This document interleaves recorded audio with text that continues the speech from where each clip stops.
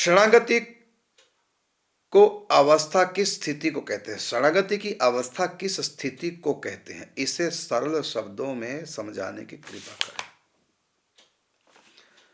शरणागति की अवस्था किस स्थिति को? दो बातें याद कर लो बस। क्या? हम भगवान के हो गए। शरणागति का मतलब उनकी शरण में, हम भगवान की शरण में हैं। कोई व्यक्ति मेरे पास आ जाए, यहां पर मेरी शरण में आ गया, 1 दिन के लिए, 2 दिन के लिए, 10 दिन के लिए, महीने के लिए, चाहे जीवन भर के लिए, अब उनको अपनी कोई चिंता नहीं करनी। ना भोजन की चिंता, ना कमाने की चिंता, ना कमरे की चिंता, ना बिल भरने की चिंता। निश्चिंत हो जाएंगे, क्योंकि उनको पता है हम तो महाराज जी के पास आ गए, सब महाराज जी करेंगे।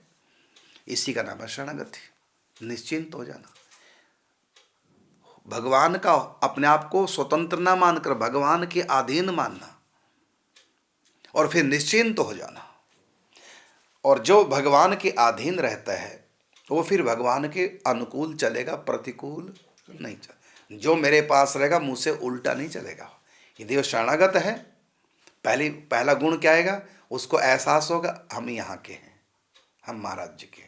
दूसरा उसको, क्योंकि आपने स्थिति पूछी, दूसरा उसको एहसास होगा अब कोई चिंता की बात नहीं। जैसे रोगी डॉक्टर के पास जाके शरणागत हो जाता है, निश्चिंत हो जाता है, डॉक्टर जो करेगा ठीक करेगा। दुख दर्द होगा उसमें भी हमारा भला। तो पहली बात, शरणागति में ये भाव होता है कि मैं उनका हो गया। दूसरा भाव, अब कोई चिंता नहीं। और तीसरा भाव, अब उनसे उल्टा नहीं चलूंगा, उनके अनुकूल रहूंगा। अनुकूल से संकल्प, प्रातिकूल से वर्जन। ये उसकी स्थिति बन जाती है। हमेशा आनंद में रहेगा, चिंता उसके आसपास नहीं रहेगी। और अंतिम प्रश्न हमारे पास है, क्या अपवित्र अवस्था में महिलाओं को राधा नाम लिखना चाहिए? बिल्कुल लिख सकते हैं। शरीर पे हम राधा नाम होता है और अंगों पे राधा नाम होता है, तो हो सकता है। मुर्दे के ऊपर भी नाम लिखा जाता है, तो कर सकते हैं।